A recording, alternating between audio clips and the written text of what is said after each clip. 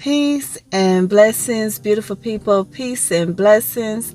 This is Empress Imani, and welcome to this episode of Sacred Love Lessons. So today is all about enjoying your life. Enjoying your life.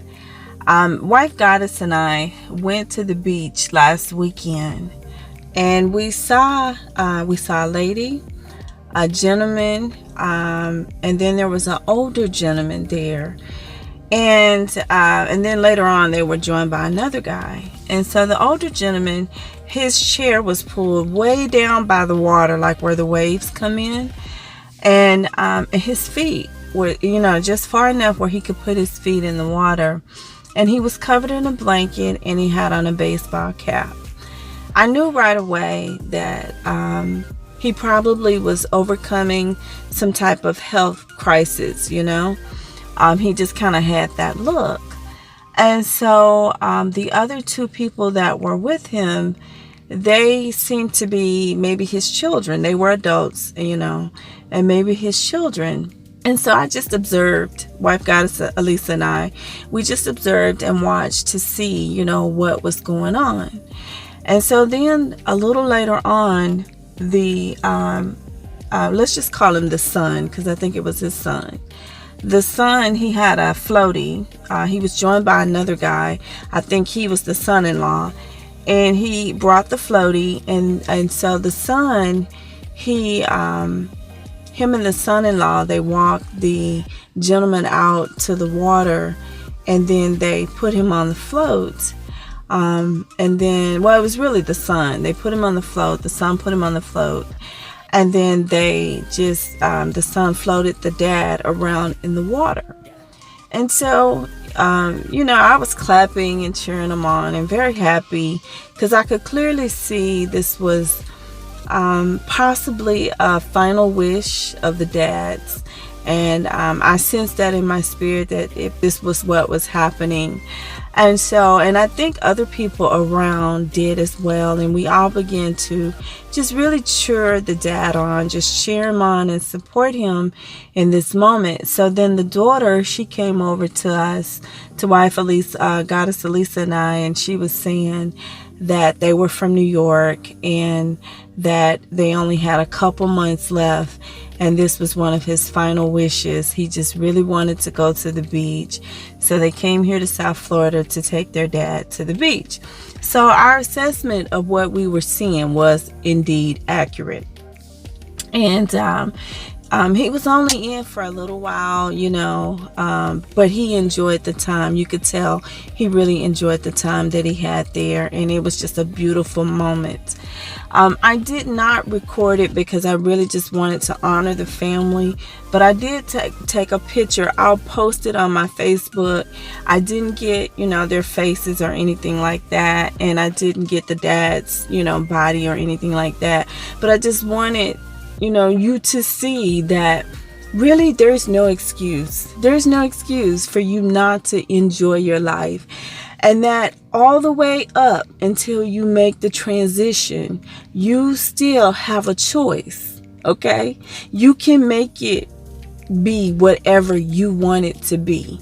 I mean, as far as you can go. And this reminded me of my own dad. You guys know that my dad transitioned over in January of 2018. And I remember when we first started going through the process, this was like in 2016. He had been diagnosed with prostate cancer, and we went through that process. Then we got a positive word in 2017 that he was cancer free, and we had a great praise report and everybody was so happy.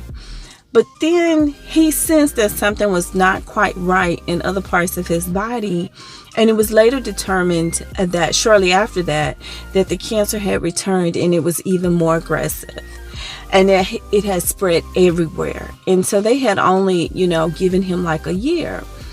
And so initially, we came up with the medical treatment plan. There was only so much we could do. And then you just get to that point where you're in a place of surrender and acceptance, where and I told him, look, let's just enjoy whatever time we have left, let's just enjoy that. So my message to you today is enjoy your life. And this episode of Sacred Love Lessons is inspired by the gentleman. I did not get his name, so we gonna call him Big Mike from New York. And if you guys hear this and you know who I'm talking about, just shoot us out an email and let us know. But we're shouting you out today. Our prayers and heart are with you today. Okay, so one of the challenges to enjoying our everyday life is that a lot of times we're of two minds, right? I know sometimes I'm like this, especially because I really have strong work ethics. And so, and my focus is very intense. So I can, when it comes to work, like I can get on something and I can just really work it, right? And sometimes I find myself like I'm at the beach, but I'm still thinking about work and I want to work. There's this desire in me to work. And then I have to tell myself, no, Imani, you're at the beach. And I remember the master teacher, Wayne Dyer, saying that when you're at the beach, be at the beach. And when you're at the office, be at the office. But don't go to the beach with your briefcase. And I know a lot of my entrepreneurs, you guys probably have done that yourself, where you take your laptop or your tablet or whatever and you're still trying to work even though you're at the beach or whatever you're doing, right? And so sometimes we can be of two minds, and not giving ourselves wholly to any one thing, right? So that's number one. Number two is assuming that we have more time. Now, in the case with my dad, we thought we had more time. Like when we got the prognosis and everything, they said a year. I think they were being very generous. He did not make it a year. They were being very generous. But we thought we had more time. And one of his final wishes was to go to the beach. So we were thinking, on this date, out in the future, we're gonna go. But when that date came, he wasn't able to travel. And so you have to just enjoy every day and not assume that you have more time, because you never know, right? So carpe diem, seize the day. Then number three, some people are concerned about what other people think. To me, this seems so high schoolish or something, like me, I'm really not attached to other people's opinions of me. And I know a lot of people, especially the life that I live now, a lot of people have opinions of me, and I don't give two shits, right? Let's just call it what it is. I don't give two shits. But I know some people out there, at the sound of my voice, you are so focused and concerned about what other people think. Well, I don't really think that's a good way to live. Okay, everyone has to carry their own water. You can make your own choices and do your own thing, but I don't think that is a good way to live. Because what? You're going to continue to try to people please. Someone says A today, and then for you it is A, and tomorrow is B, then for you tomorrow is B. Like, you have to be of your own mind, right? You have to follow your own intuition, and everyone must carry their own water. So no, caring about what other people think and other people's opinion of you, that's not your business. It really isn't. And for me, it's not my business, right? Then number four, a lot of times we are worried about bills, concerned about bills and thinking, oh, I got to work. I got this bill to pay, so I can't really enjoy myself right now, or I have to postpone, what I want to do. Now, I encourage and I advocate being fiscally responsible. You know all the financial, tools and resources there are to be fiscally responsible, especially if you have a family, especially children, children still living at home. Be fiscally responsible no matter what. But in that, you still can enjoy your life. You were not placed on this planet to pay bills. Like, what kind of life is that? To me, that is just existing. That is not living. And I remember when my two goddesses were little, shout out to y'all, when they were little, and money was limited at the time, I was very resourceful. Very, very resourceful. And I was open to what was available, right? And so what I would do is every week we would go to the library. So for you parents out there with small children, I know with everything that's going on with COVID, you may not be able to do these things. But let me just tell you what I did at the time. And this is years ago, right? Years ago. I would take them to the library every week. They always had something free. There was always some free events. I know down here in Broward County right now in South Florida, the libraries are open back up and they are having events. I signed up for the newsletter. I get the newsletter, find out what they're doing, and I go. And sometimes even now as an adult, I still go to the library. My library card is very, very important to me. I still go to the library and I still go to the events that they have. So that may be something. Another thing is to find out what the local neighborhoods are doing. That was something that I would do, find out what the local neighborhoods were doing. There's meetup.com. You can always find groups and things on there and meetup. And one thing that I love about South Florida is that there's always so much to do here, and most of it is free. So that does not even affect your bills, right? We call it pregame. You can have pregame, and what pregame is, you guys, pregame is when you're going to an event and you eat at home, you drink at home. Let's say you're going to the club, right? You're going out dancing. You're going to eat at home. You're going to drink at home. So when you get to the event, you don't even need to buy the food there. Or let's say you're going to one of those movie theaters where, I don't even know if they're open at this point, but we used to go to where you can dine at the movies. It was like one of those fancy movie places. You can dine and watch the movie. So we would just make it a date, a date night where we're going to eat, movie and a dinner all at the same place. But if you're on a budget, you can just pregame, right? Just pregame. And I remember, you guys, true story, when I was in undergrad, I was so resourceful. I had to be, right? I was so resourceful. A lot of people thought that I was really involved in things because I was just, the community advocate. And I was a community advocate, but a lot of times I went to things so I could eat. I did. And I would find, who was having what. And I knew which group had the best food, which sorority or fraternity had the best drinks. And at the college that I went to, Go Sooners, University of Oklahoma, there were a lot of fraternities and stuff, sororities on campus. And not just them, but just student groups. So I just got involved in things, right? I had an interest, but I also was like, okay, I can go here and I can eat too. And that also saves money. I'm serving and I'm getting a free meal at the same time. I wouldn't even say free. I just would say the meal was included, right? So that's something that you may consider. Shout out to all my listeners out there that are in college. That may be something that you want to consider.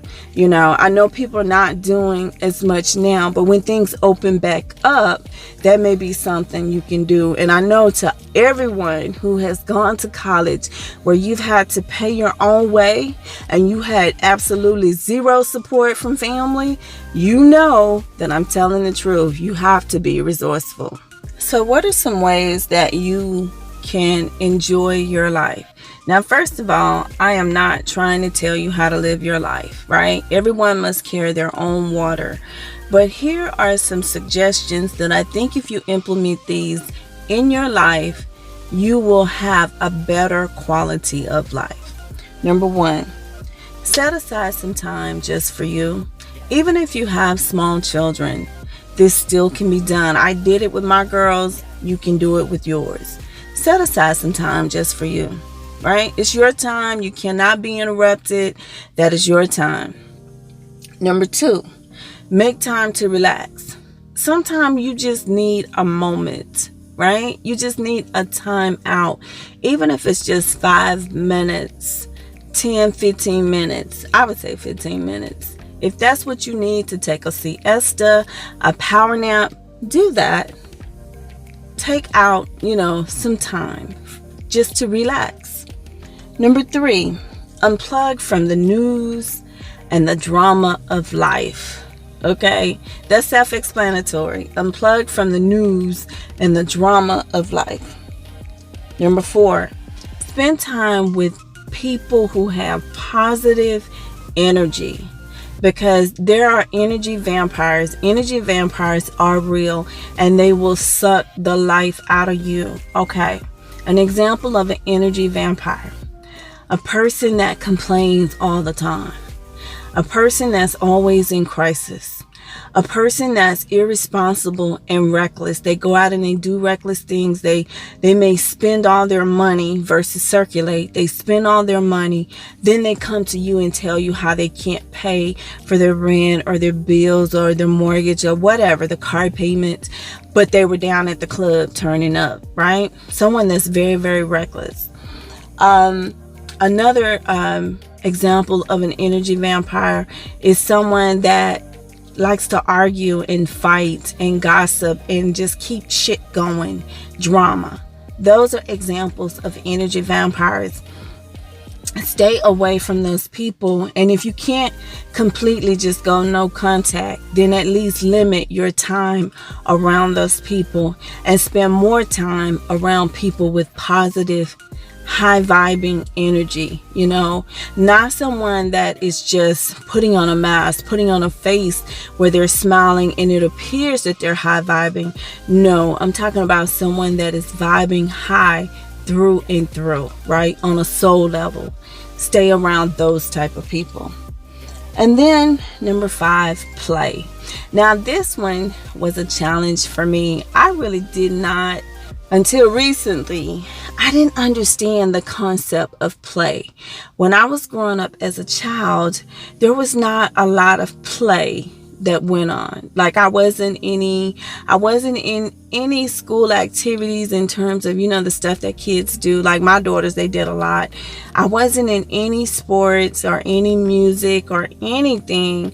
Everything that I was a part of was academic, an academic group like the National Honor Society and stuff like that. And so I didn't really know what play was. And then after I met Wife Goddess Elisa, she told me, we were talking one day and I forgot how the conversation went. And I said something. And so she responded to me and she said, you need to play. And I said, what is that? And I was serious, you guys. No lie, I was serious. I think this was back in 2019. I said, what is that? She said, exactly. And so then I began to say, okay, well, what's fun to me? What do I like? What do I consider fun that would also be considered play? And we started riding big wheels, down on the boardwalk on the beach and things like that. And it was like I tapped more into my inner child, the inner child that had not been allowed to be expressive prior to that, right? Because everything was just so serious and so intense. And so I would say play. Now, I'm not saying be irresponsible, okay? So even today, even though I have a balanced concept of what play is, I still take care of business first, then I go play. I forgot which airline it was where they say, we work hard and then we play harder or something like that.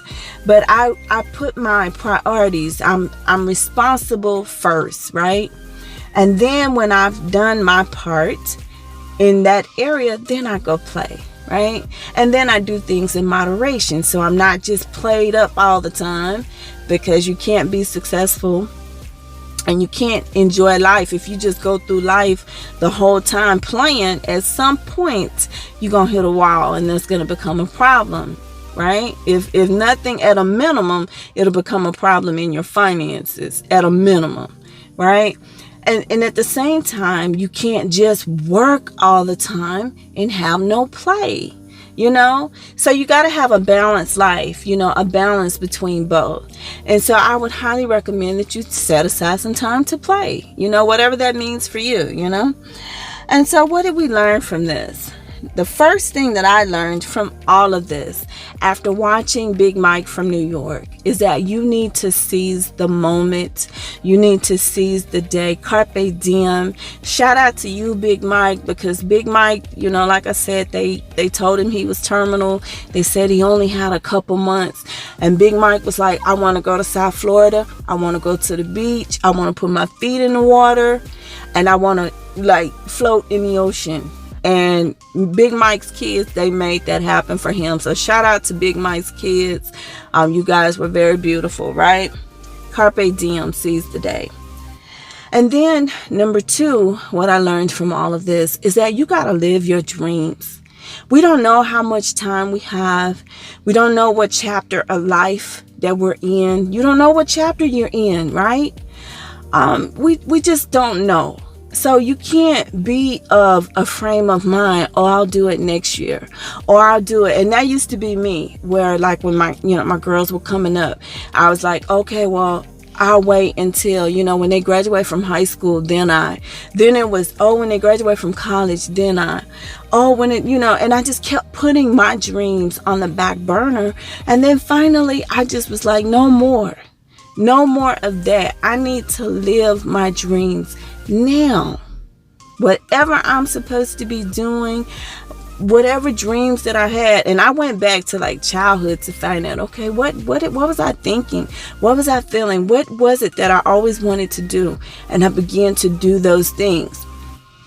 And I know now, there's a lot of travel, because travel is at the top of my list. I know there's a lot of travel restrictions, but you can have a staycation, go somewhere in your local neighborhood, go somewhere in your local city or your local state. I mean, you guys in Florida, did you know that there are waterfalls in Central Florida? Did you know that? Like, oh my God. So you just have to do what you can do, go down to the Keys or wherever you live, go to the lake. If you got an ocean, go to the ocean. Okay, maybe you don't have water. Go to the mountains. Whatever you do have and whatever is important to you, right? Do that. Even if you just start from a local perspective. Maybe you can just go to the Science Museum. And usually the Science Museums have a free day, especially for the kids. Go on the free day. Take the kids too. So there is something that you can do. And if you keep taking just small steps in the right direction, you will eventually get to your place, your destination. And in doing so, it will make you happy, because every day I'm taking one step toward my goal every day. And it'll make you happier. Trust me, it'll make you happier. And then finally, and create a life you love. This has been my message since 2016, you guys. Create a life that you love. If you have some things, some people in your life, some habits, some limiting beliefs that need to go, you're going to have to bless and release those. And it may not be easy. Sometimes it hurts. Trust me, I know. But you have to bless and release that. And I'm not saying do it all at one time, especially if you guys out there trying to quit your job, trying to bless and release your job. I can hear you intuitively right now in my spirit, right? Okay? Be responsible. Be fiscally responsible as you take each step. Even when you have to release a relationship, someone that you may love, or maybe you don't love them anymore. Maybe y'all just not there anymore. People grow apart every day, right? But when you get to the end, bless and release them in the right way, right? Bless and release, even if you got to write a letter, bless and release them in the right way. Because where you're going, everyone can't go. Everyone can't go. And I've had people to have to leave me back because I was in a different place in my life, a different place of enlightenment than where they were. They were more advanced than me, and they were on their own sacred purpose, their own sacred path, and they had to go. And that was okay because they did it in the right way, and there's no ill feeling. So when I see those people today, I still bless and love on them, right? There's no ill feelings. So create a life that you love. Enjoy your life, you guys. Enjoy your life. That is my message for you today, my encouragement for you today. I hope this episode has been of value to you. Don't forget to go over to sacredloveshop.com, where we have tools for your personal and spiritual development. And until we speak again, be the light.